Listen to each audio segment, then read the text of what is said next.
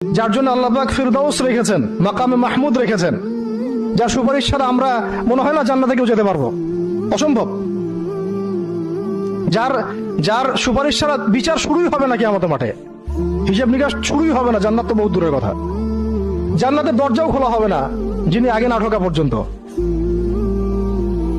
তাকে মানুষ সেভাবে মারা শুরু করলো। রক্ত ঝরতেছে। এই সময়ে এই সাহাবী সাঈদ ইবনে হারিস রাদিয়াল্লাহু আনহু নিজের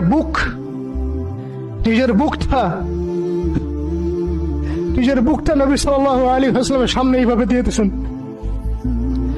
যে যতগুলো পাথর আসবে আমার গায়ে যেন লাগে, আমার নবীর গায়ে না লাগে।